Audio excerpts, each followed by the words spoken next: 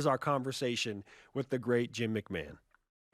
Jim, it's great to have you for the first time in Studio B on BYU Sports Nation, back in part with BYU Football Media Day and in Provo, Utah. It's so great to see you. Well, it's good to be back in town. It's definitely the first time I've been in the studio. Welcome, man. Yeah. It's good to be here. Listen, Steve Young has been claiming that he's the greatest guest to ever be in Studio B, but now you've usurped him. Yeah, it's being challenged. Steve's a Hall of Famer, so he can do that. You also need to be complimented because we're social media guys, for stepping up your Twitter game. This is a venture that you've taken on recently, and you've really grown your following. Well, it's not because of me. I mean, I don't. I look at it once in a while, but I've got people handling that for me. I don't. I'm not an everyday guy on that thing, so. I still don't understand it. We hope to be in a position one day where we can have someone handling our Twitter. Yeah, one day. We barely understand it too, Jim. It's all good. Obviously, you're in a boot here. How you doing physically right now?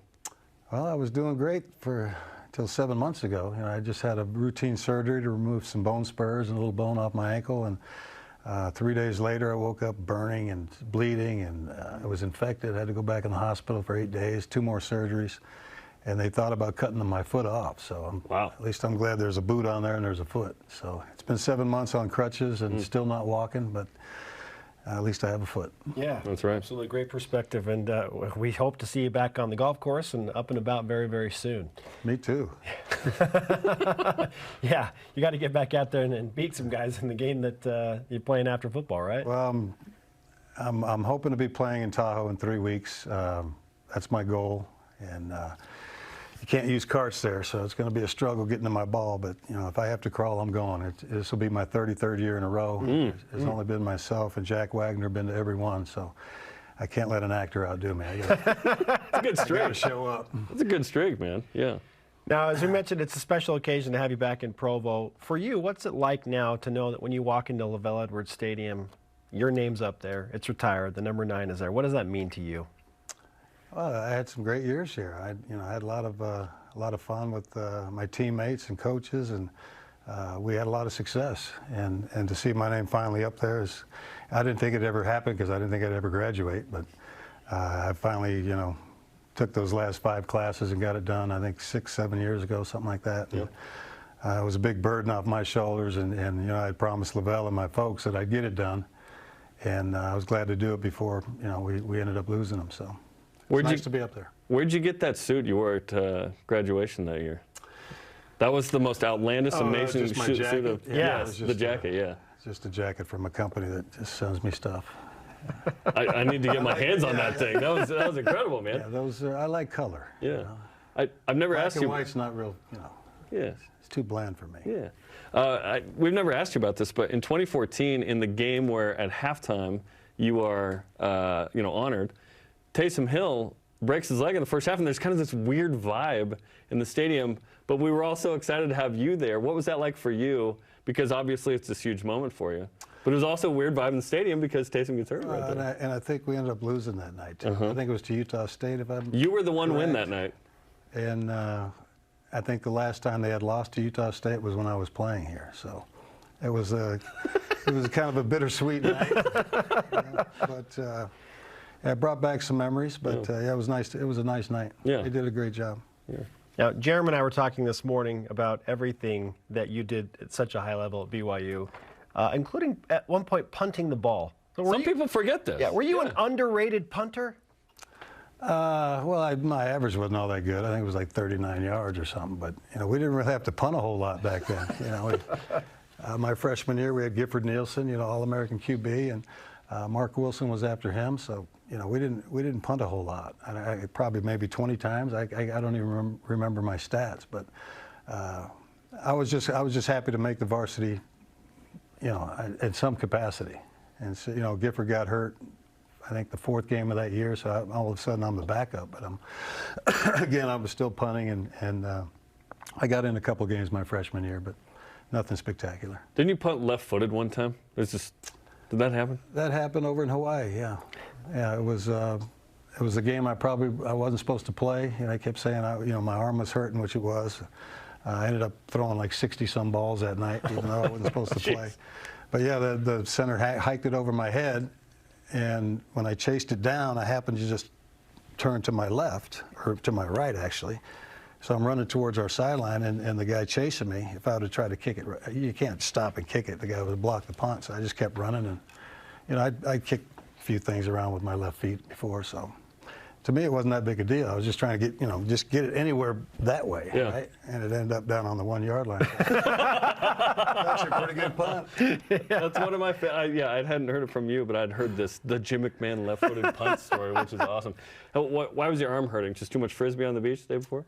No, it was, I had shoulder problems ever since high school. I had it dislocated originally in high school, and just over the years, all the throwing and you know, using the arm, it just wore it down, and until eventually, you know, in the pros, it finally got it fixed. But I played quite a few years with a bad shoulder.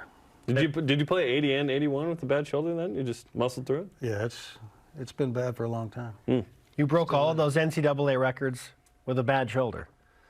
Well, I mean, I didn't feel a whole lot, you know. Amazing what painkillers do. That and adrenaline, you know. You get out there on game day, you forget a lot of pain. So I didn't think about it once I was out there. Are you saying with 2 good eyes and 2 good shoulders, you could have broken even more records? Been okay. Yeah. You might have been all right. Yeah. Ty couldn't have reached some of those records. Yeah. I think Ty broke them all anyway. Yeah.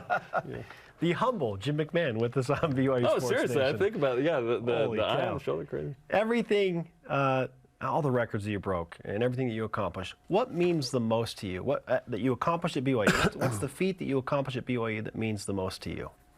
Winning the first bowl game for Coach Edwards, first and second. That was you know, they'd been, I don't know how many bowl games before that. We'd been to a couple of holiday bowls before that. Didn't get it done. So winning that first one, that was something I'll always remember. And the iconic, of course, you know, it kind of starts with you guys are going to punt, and you, in no uncertain terms, come over to the sideline and say, "We're not punting," in friendly BYU TV verse there. What do you remember from that sequence of the competitor? Perhaps the most competitive moment for you comes out where it's like, no, I refuse to give up right here. Well, like I said, you know, we hadn't won a bowl game yet, and why? You know, had we punted then, the game is over. Why not? Why not? I'm not going to go out laying down like that, you know. And so, like you said, I came and Lavelle and I had a little quaint discussion, and thank God he let me go back in the game, because I didn't want to come off the field. The guy, you know, I said huddle up on 4th down, and everybody said, "Here comes the punting team." I said, "Well, the hell with the punting team. We're not punting." Yeah. And you know, we had to burn one of our timeouts that we would have needed later, but yeah, it was. It worked out pretty good. Yeah, you got the first down. A couple plays later, you get a touchdown, get the ball back quickly, score another touchdown. When Bill Shepard blocks that punt, what's going through your mind? Well, I think there was about 18 seconds left when he did that. And so I knew we had at least 3 plays in us, you know, time for 3 plays. And I just said, you know, we got back in the huddle. I said, look, we come too far now. Let's win this game, you know. And I remember, I think it was the first pass that I threw it was to Clay Brown across the middle. And it was probably the worst pass I'd thrown all year long, and thank God, because the cornerback on the offside had let his man go and was about, if I'd have led Clay with the ball, it probably would have been picked off, game over. But I threw a terrible pass behind him, and he didn't catch the one with the one hand like he did in the first half. He let it go. The next one, I think I threw out of bounds down the sidelines, and then, you know, the 3 seconds left, you know, you got one play. And it's a play we practiced every week, you know, you just hope you never have to use it. And it worked out to perfection. I mean, first guy down is supposed to tip it if he can't catch it. And the ball came right down to Clay. I mean, it was just like there was 3 or 4 SMU guys around him, and not one of those guys touched the ball. And I ended up playing with 2 of those defensive backs from SMU. Wes Hopkins was one. He was a safety. I played with him in Philadelphia. And Reggie Phillips. Reggie Phillips was the other DB. Played with him in Chicago. And that conversation came up a lot. Yeah, I said, hey, how did you guys miss the ball? I mean, it was 3 of you guys there, and none of you touched it but Clay. It was just one of those things. I mean, it was somebody was looking out for us, that's for sure. It's a sore spot for Eric Dickerson, too. Oh, Eric and I'll probably see him up in Tahoe in a few weeks, and You guys stole that game. That's all I ever hear from those guys. There's a moment, and I think you've told it, but I'd love to hear from you, with Vaisika Hema, where you recreate this moment in a practice in the NFL or something. Do you recall this? Briefly. We were all in Philadelphia together. And one of the DBs from SMU is talking trash. After, yeah. Well, Wes was one of the DBs. Yep. And so I think we reenacted it. I can't remember what happened. pulled his pants down or something and caught the ball or something. Yeah. That sounds like Vi. Elder Sika Hema now. Yes, right? He's a big wig now. He's big time. Yeah, absolutely. Jim McMahon on BYU Sports Station. Obviously, BYU moving into a new stratosphere as a Power 5 team in the summer of 2023, so we're about a year away from that. When you heard that BYU was invited to the Big 12, knowing where this program was when LaVelle took over, and you in the early years with LaVelle, and now seeing what it's become, what did that mean to you? What did you feel when you found out they were going to the Big 12? Well, I think Tommy Homo's done a heck of a job here as the AD, and he's been trying to get national recognition, although they've had it for years. It seems like only the quarterbacks kind of get the recognition, but they've had a good program here for a long time. And I think, as he keeps moving up toward different leagues, that people will find out, hey, this is a pretty good program they got here. They not just throw the ball, but they've got some good athletes here. Did Tom ever pick you off in practice? I can't remember. Yeah. That was 40-something years ago, dude. I'm having trouble with yesterday. No, it's all good. All good. Speaking of Tom interceptions, he did have one in the 1981 bowl game win over Washington State. So we'll give him some credit there. man. Yeah, he could play. He can play. White guy playing DB in the NFL, yeah. You got to be able to play. Daniel Sorensen and Tom Holm. Yeah, there you go. Zane Anderson. Yeah. I wanted to ask you about Zach Wilson. It took a long time for a quarterback to be drafted higher than you. Zach Wilson at 2. What do you think of what he did at BYU and what he could do in the NFL, hopefully? Well, I didn't get to see him play much when he was here. I talked to Tom about him, and I respect Tom's opinion. He said, hey, this kid can play. So I'm sure he's going to be, have a successful career as long as he stays healthy. And the bad thing about getting drafted that high is usually the team sucks, and so he's going to have to deal with some rough years, as I did in Chicago. First 3 years were not real fun, but after that it was good. But he'll probably have the same success there. Yeah, what changed for you after those first 3 years? What was it that took you and the Chicago Bears to the next level after some struggles? Offensive linemen. Finally got some guys that could, we drafted Jimbo Covert in '83. He just went in the Hall of Fame a couple of years ago. Keith Van Horn was our right tackle. He'd been there a year or two when I got there. And then we moved a defensive lineman over to guard, Mark Bortz from Iowa. And I think that made a big difference for our offensive line. And once we shored up that, I mean, it was, Walter Payton, he played, I think, 6 years before I got there with the offensive line that he had. I don't know how he survived. My rookie year, I'd hand him the ball, and he'd make a 30-yard run that only gained 1 or 2. Oh. He'd go from sideline to sideline, bouncing off people. He just didn't like to be tackled. But it was, once that line got shored up and they started gelling, it was tough to beat us. Because defensively, we were pretty good. The hope now is that BYU can continue to do what it's been doing the last couple of years and what you guys did in the NFL, which is like almost every game there's a BYU guy, it feels like, on somebody's team having an influence. What was it like when you played to know, hey, I'm gonna see a lot of my BYU guys here representing either on my team with Vi and the Eagles or across the field? Well, there wasn't a whole lot of them back then. I got to see Glenn Tittenser. He was our defensive end. He ended up playing offensive line for Dallas. So I'd see him a couple times a year. Vi, I got to play with again, so in Philadelphia, so it was fun. Who else? Mark Wilson I'd see once in a while when we played. Steve, of course. I think I might have been done with. Ty was there when I came in. Or I was about to leave the league when Ty came in. So yeah, it's always fun to see your old teammates and rehash some fun times. Yeah. How do you feel like the game of football, just in general, has changed the most since you were playing in the NFL to where it is now? Oh, just the rule changes. I mean, I think it's kind of ridiculous what they quarterbacks can get away with now. You know, it's After what you had to go through, yeah. I mean, namely. they could still take 2 or 3 steps and hit you in the head back then, but you know, now they can't hit you low, you can't hit you high. I mean, it's pretty nice when you know you can step into every throw and not take your knees out. But that's just the way the game is now. It's like 7-on-7 pretty much with linemen.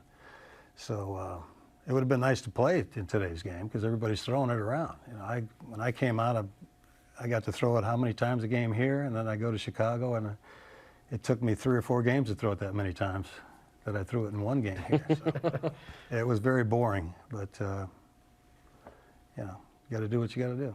What do you still to this day think back on and really cherish from your time at BYU? Just you know, how much fun we had. My teammates. I just lost a really close friend this past year, Danny Plater, later Pluto, the infamous Pluto. Andy Reid and I still are in contact. You know, it's just nice to just hang out and just remember the, you know, the old days where BYU wasn't such a big name. You know, Yeah. we were just kind of helping them out along the way, and they've come a long way since then. I'm happy to report that we're working on the Roy High School to BYU quarterback pipeline again. We're working on that. We've got someone in the works BYU that's coming from Roy High School, a quarterback from Roy. Parker Kingston, Yes. yeah, who's going to be a slot receiver, yeah. Okay. Yeah, he played quarterback at Roy, but yeah, they've Yeah. got him slated. He's too good of an athlete. They just had to He's put the him at 100-meter champ in the state of Utah as well. Wow. So My old teammate is the head coach up there, Freddie Fernandez. Freddie. There you go. Yeah. Yep. Yeah, Freddie was a sophomore my senior year there, so Yeah, That's he's awesome. done, he's done a great job. Fred's there. my guy. He was my high school football coach at Northridge. Yeah, so he's Good legendary, people. man. Yeah, he was a good player. Well, Jim, it's great to have you again. We appreciate all you do for us to promote BYU and promote the game. It's just great to have you back on campus for Media Day and a few other activities. Yeah, it's great to be here and look forward to coming back. All right. We give up BYU Sports Nation Carmen to our favorite people, and typically good things happen when we do that. So we're going to give it to you for a speedy recovery. Yeah, So you can play in Tahoe. So you Just get wanna- to 3 I don't weeks. care how good I play, I just want to be able to walk to my ball. That's it. Love that. Good luck. Yeah, we'll keep our fingers crossed for that. Thanks, Jim. All right, thank you.